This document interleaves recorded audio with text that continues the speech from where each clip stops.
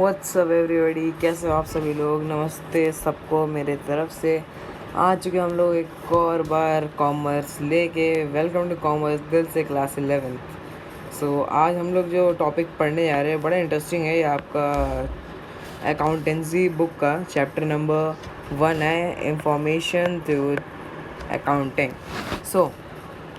Information to accounting हम पढ़ने वाले हैं। Last basic terms of accounting हमने बेसिक अकाउंटिंग टर्म्स हमने आपको पढ़ाया था। आई होप वो आप लोगों को क्लियर हो गया होगा। This is hour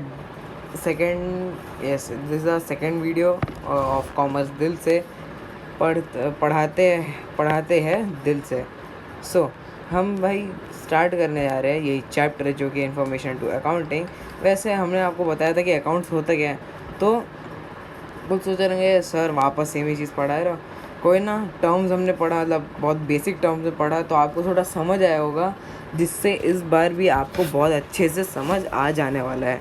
okay, so let's go. पहले हमारे की मीनिंग ऑफ अकाउंटिंग। अकाउंटिंग का भैया मीनिंग क्या होता है वही हम अभी वो पढ़ेंगे। तो हमारा अकाउंटिंग का क्या मीनिंग होता है। अकाउंटिंग हमने पढ़ी है। अकाउंटिंग क्या होता है, खाता। भैया खाता हम जो बनाते हैं जाके, वही होता है अकाउंटिंग। यहाँ पे accounting is the art of recording, classifying and summarizing in a significant manner and in terms of money transactions and events which are in part at least of financial character and interpreting the result thereof। ये जो इसका मतलब ये हुआ कि accounting ना एक art है। ठीक है, अकाउंटिंग क्या है, एक आर्ट है। ये किस चीज़ का आर्ट है, किसी चीज़ को रिकॉर्ड करने का, किसी चीज़ को क्लासीफाई करने का और किसी चीज़ को समराइज करने का एक ये आर्ट है। और ये चीज़ किसने बोली है, ये 1941 में by the American institute of certified public accounts, यानी कि AICPA, इन्होंने बोला है। ये मतलब बताया, American institute of certified public accountants. Yes, ये है जो हमें बताया गया था, जो ये डेफिनेशन बताई थी AICPA ने, वो भी 1941 में। डेट याद रखना आपको पूछा जा सकता है। ठीक है, देन नेक्स्ट चीज़। वैसे भैया अकाउंटिंग एक सिंपल सा चीज़ है। अकाउंटिंग क्या है, अकाउंटिंग है एक लैंग्वेज ऑफ बिजनेस। ज़्यादा कुछ नहीं होगा, बस एक बिजनेस है। किसका, लैंग्वेज का। क्या है, लैंग्वेज का एक वो बिजनेस है। बिजनेस का एक लैंग्वेज है। It's a language of a business. यही होती है अकाउंटिंग। अब भैया ऐसा तो नहीं है कि भैया ओनर, मान लो कहीं पे बोल दिया गया कि जियो का नेट नहीं आ रहा है, तो फिर हम ये तो नहीं बोलेंगे कि अंबानी जी का नेट नहीं आ रहा है, हम बोलेंगे जियो का नेट नहीं आ रहा है। तो फिर क्या होता है कि जो ओनर होता है उसके और आर्टिफिशियल जो पर्सन होता है, उन दोनों के बीच में बहुत बड़ा डिफरेंस है। ठीक है, बहुत बड़ा डिफरेंस है। क्यों, क्योंकि ये जो ओनर है वो इस आर्टिफिशियल पर्सन यानी कि इस बिज़नेस को संभालता है। ओके, अब और यानी हम और इसको बोल क्या सकते हैं अकाउंटिंग को। Accounting is an art of data collecting, data summarising, data analysing और डाटा रिपोर्टिंग। यानी कि collecting C, summarising S, analysing A और रिपोर्टिंग R, CSAR आप याद रखना। ठीक है, accounting is an art of data collecting, data summarising, data analysing and data reporting. In simple way it is information about business, यानी कि business के बारे में इंफॉर्मेशन होती है कि नहीं। Okay, now characteristics of accounting. कुछ कैरेक्टरिस्टिक्स भी पढ़ ही लेते हैं भैया, काम में आएगा। अब उससे पहले आपको कुछ समझा दूँ कि जो यानी कि अकाउंटिंग जो होती है वो तो है ही एक आर्ट। और उस आर्ट में भी क्या होता है कि उसमें डाटा भी कलेक्ट रहता है कि नहीं, कि भैया इसका इतना उधार है, उसका उतना उधार है, इसका डाटा कलेक्ट करके रखते हैं। और उसी डाटा अगर बहुत बड़ा होता है तो उसको समराइज़ करके रखते हैं, उसको डाटा समराइजिंग, और उसको एनालाइज करते हैं कितना कितना है, और रिपोर्टिंग करते हैं कि भैया इतना इतना बचा हुआ है, जो भी रिकॉर्ड रखते हैं। ठीक है, और वही हमने पढ़ लिया कि इन्फॉर्मेशन होता है बिज़नेस के बारे में। तो ये जो होता है कि बिज़नेस के बारे में इंफॉर्मेशन रहता है, ये बहुत अच्छी चीज़ है। ये एक लैंग्वेज भी होता है बिज़नेस का, और बिज़नेस के बारे में इंफॉर्मेशन भी देता है, यानी कि भैया बिज़नेस को पाल के रख रहा है ऐसा लगता है। Accounting is first characteristics of accounting हमारा पहला कैरेक्टरिस्टिक है, accounting is an art as well as science. ठीक है, ये एक अकाउंटिंग क्या है, एक आर्ट भी और एक साइंस है। क्यों है? It has rules and regulations like science, यानी कि इसके पास साइंस जैसे साइंस में होते हैं ना, क्या होते हैं, रूल्स होते हैं, कुछ रेगुलेशंस होती है। क्या होती है, मान लो भैया पीरियोडिक टेबल है, अब उसमें आ गया hydrogen, helium, lithium, barium, boron, carbon, तो उसके ऑक्सीजन की जगह हम लोग डायरेक्ट फ्लोरीन तो नहीं, तो ये तो रूल है कि उसका अगला क्या आएगा, ऑक्सीजन ही आएगा, है ना। तो ऐसे नहीं कर सकते hydrogen, helium, lithium, barium, boron, carbon, oxygen की जगह फ्लोरीन लिख दिया, ऐसा नहीं कर सकते। वो भी एक रूल है ना कि ऑक्सीजन भी आना चाहिए पीरियोडिक टेबल में, तो वही होता है इसमें भी, इसलिए ये साइंस की तरह होता है। सेकंड कैरेक्टरिस्टिक है कि recording of financial transactions only, यानी कि जो हम लोग रिकॉर्ड्स रखते हैं वो पैसे के ऊपर ही निर्भर रहते हैं। फाइनेंशियल ट्रांजैक्शंस यानी कि जो भी आपका पैसा रहता है उन सब के ऊपर रहता है। Only those transactions and events are recorded in accounting which are of financial character. तो यहाँ बोल रहे हैं कि वही चीज़ें खाते में लिखी जा सकती है जो फाइनेंशियल या फिर फाइनेंशियल कैरेक्टर से मिलती हो, ठीक है, मेल खाती हो। सेकंड वाला हो गया, हम बोले थर्ड की तरफ। थर्ड वाला है कि recording in terms of money and money only हो गई, money only. Each transaction is recorded in the book in terms of money, यानी कि इसका मतलब है कि recording in terms of money only, मतलब कि जो रिकॉर्ड रखे जाते हैं वो पैसे पे ही होते हैं। कि मतलब होता है ना कि हर चीज़ का ऐसे मान लो रख दिया कि यहाँ पे होता है जैसे केजी होता है, लीटर होता है, पीस के हिसाब से देते हैं, तो उन सबको एक मनी में ले, जिसको हम लोग करते हैं रुपीज़ इंडिया में, कि भैया इतने 100 रुपये का शुगर दे दो, 100 रुपये की दूध दे दो, 100 रुपये की दाल दे दो, ऐसा होता है इंडिया में। तो वो रुपीज़ के हिसाब से लिया जाता है, इसीलिए ओनली मनी के टर्म्स में ट्रांजैक्शन और रिकॉर्डिंग रखी जाती है। नेक्स्ट आता है क्लासीफाइंग। अब भैया क्लासीफाइंग क्या होता है, आई डोंट नो क्यों समथिंग एरर की वजह से इधर क्लासीफाइंग का आई थिंक नहीं दिख रहा है डेफिनेशन, लेकिन मैं आपको फिर भी बता देता हूँ कि क्लासीफाइंग का जो डेफिनेशन है उसका मतलब होता है कि सिमिलर नेचर के, जो सिमिलर नेचर की जो चीज़ें होती है उसको एक साथ रखना, उसको हम बोलते हैं क्लासीफाइंग। तो हम लोग इसकी डेफिनेशन भी लिख देते हैं क्लासीफाई होता क्या है। Classifying is the process of grouping the transactions of one nature at one place in a separate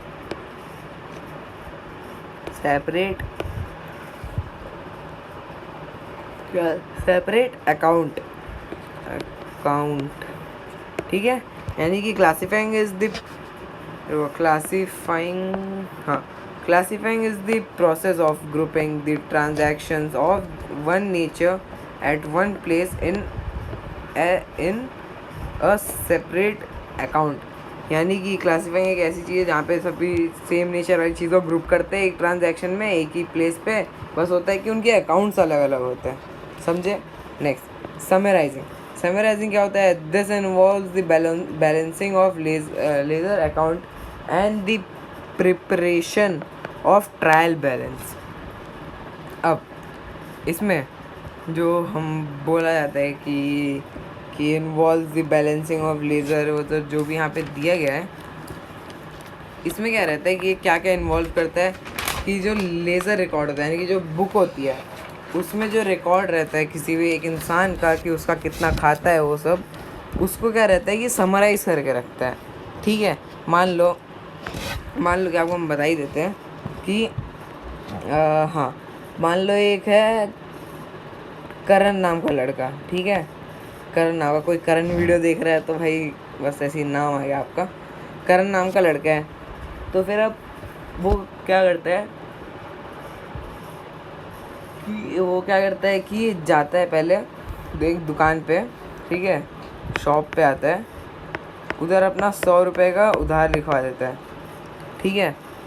तो फिर ये चीज़ जो है वो लेडजर अकाउंट में जा चुका होता है कि पता चल जाता है कि इसका इतना इतना है। तो अब क्या होता है कि इसकी इनकम मान लो थी एक महीने में इसके पास है 10,000, ठीक है। तो मान लो हम ऐसे टेबल बना देते हैं इधर कि मंथ की सैलरी थी 10,000, यानी कि इसके पास थे 10,000 रुपीज़, ठीक है। यहाँ पे माइनस होंगे, यहाँ प्लस होंगे। तो फिर पहले महीने जो था, नहीं मतलब स्टार्टिंग में 100 रुपये उसके भर दिए, ठीक है। तो जितना ही बचा फिर बाद में 1,000 रुपये भर दिए कहीं, ठीक है। तो जितना बचा फिर बाद में मान लो उन्होंने 2,500 रुपये भर दिए, जितना बचा। तो आखिरी, अरे भाई, तो जो आखिरी में जो बचता है ना, मान लो यहाँ पे आखिरी में बच जाएगा कितना, 100, 1,000, 2,500, यानी कि हो जाएगा, ओके ठीक है, इतना दिमाग क्या लगाना। मान लो बच के 3,000 रुपये। तो ये हमारा हो गया ट्रायल बैलेंस, यानी कि लास्ट में जो बैलेंस बचा हुआ है वो होता है हमारा ट्रायल बैलेंस, समझे। ओके, तो यही था वो समराइजिंग का पार्ट। अब हम इसको एक बार मिटा देते हैं, वरना ये बीच में आना अच्छा नहीं लग रहा।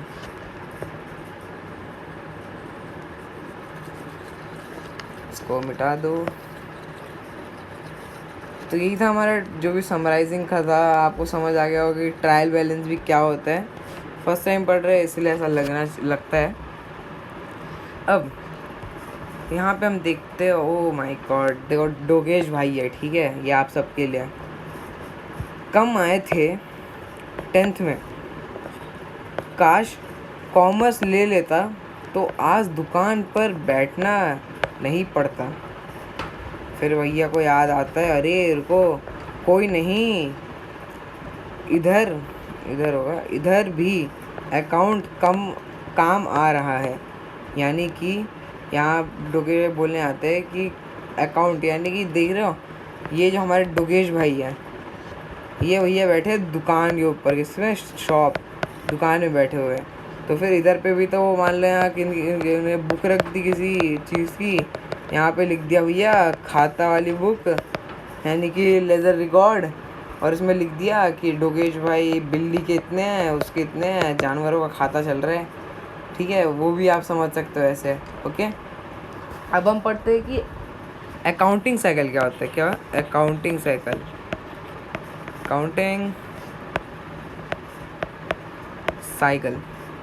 अकाउंटिंग साइकिल क्या होता है भैया, हम तो सुनी पहली बार रहे हैं।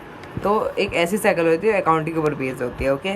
सो हम ले लेते हैं कैसे, मतलब कैसे बेस्ड होती है वो हम दिखाएंगे अभी। यहाँ पे मान लो पहला एक एरो हम ऐसे बना देते हैं, ये पहले ट्रांजैक्शन होता है ना। फिर उसके आता है जर्नल होता है। अब ये जर्नल क्या होता है, वो ये एक बेसिक रिकॉर्ड होता है, ठीक है, बेसिक रिकॉर्डिंग होती है। फिर जर्नल के बाद क्या आता है, लेजर तो जानती हो आप लोग।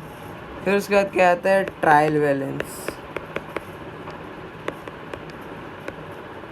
मतलब पहले ट्रांजैक्शन किया, फिर जर्नल किया, फिर लेजर रिकॉर्ड में वो लिखा गया, तब जाके क्या ट्रायल बैलेंस निकला। फिर उस ट्रायल बैलेंस से देखा जाता है जो ट्रेडिंग प्रॉफिट है, क्या ट्रेडिंग प्रॉफिट, और जो लॉस हो जाए trading profit loss account and balance sheet. अब एक शीट में तो निकाल दोगे ना बैलेंस वाली की कितना कितना खर्चा हुआ, कितना कितना बचा है, उस हिसाब से आप बैलेंस भरो। तो इसमें क्या रहता है कि ये जो हमने अभी लिखा है trading profit and loss account, उसका क्या रहता है कि इसमें हम देखते हैं, क्या देखते हैं, प्रॉफिटेबिलिटी देखी जाती है, और क्या देखा जाता है, फाइनेंशियल कंडीशन। रुक जाओ, ये बहुत ज़्यादा बहुत कम ही जगह है। और क्या देखा जाता है, पहले हम प्रॉफिटेबिलिटी देखी जाती है, फिर देखा जाता है हमारा फाइनेंशियल कंडीशन देखा जाता है, ठीक है, इस ट्रेडिंग एंड प्रॉफिट वाले में। ये होती है हमारी अकाउंटिंग साइकिल, ठीक है। अकाउंटिंग बहुत इजी थी, ज़्यादा भी हार्ड नहीं थी। नेक्स्ट चलते हैं। अरे भाई डोगेट भाई दिख गए। हाँ, नेक्स्ट है हमारा 6th वाला characteristic, interpretation of the results.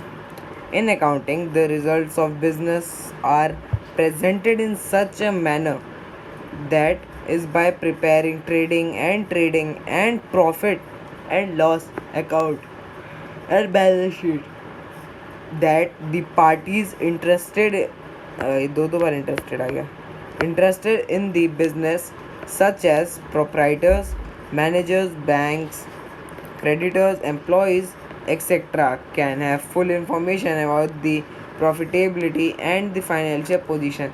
देखो भैया, पता है डेफिनेशन बहुत लंबी है, लेकिन छोटा छोटा ये समझ लो कि इसमें क्या होता है कि आपका बिजनेस चल रहा है, ठीक है, तो फिर आपके बिजनेस में कितना प्रॉफिट हो रहा है, कितना आप अर्निंग कर रहे हो, कितना लॉस हो रहा है, तो वही ट्रेडिंग करते करते कितना प्रॉफिट कितना लॉस हो रहा है आपके अकाउंट में, उसकी बैलेंस शीट बनाते हो।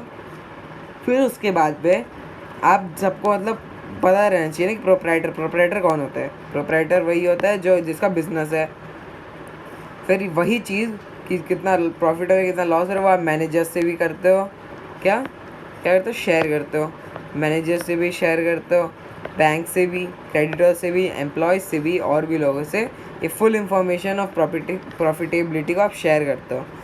अब हमारा लास्ट आज के वीडियो का जो लास्ट टॉपिक है, आई मीन लास्ट कैरेक्टरिस्टिक है, वो 7th वाली कम्युनिकेटिंग, नॉट कम्युनिकेशन, सॉरी। तो इसका हम लोग कम्युनिकेटिंग भी है, नहीं कम्युनिकेट भी करना होता है। Accounts attributes also include the communication of financial data to the users who analyse them as per their individual requirement. यानी कि कम्युनिकेटिव में क्या आता है कि अकाउंट्स के एट्रीब्यूट होते हैं वो भी इंक्लूड रहते हैं कम्युनिकेशन में, वो भी फाइनेंशियल डाटा के, जो कि यूज़र्स के पास रहता है, जो, और वो यूज़र्स कौन होते हैं, जो एनालाइज कर पाते हैं इन सब को एज पर दियर इंडिविजुअल रिक्वायरमेंट। ये होता है communicating. Okay, so I think so इस वीडियो में इतना काफ़ी रहेगा। हम मिलेंगे आपको कल नेक्स्ट वीडियो के साथ। ये हमारा part 1 of introduction to accounts, जिसे हमने मीनिंग पढ़ लिया अकाउंट का, उसके कैरेक्टरिस्टिक्स पढ़ दिए, ठीक है। Thank you for watching. Subscribe कर देना मित्रों, ठीक है, सबर कवर कर देना। चलो, थैंक यू फॉर वॉचिंग।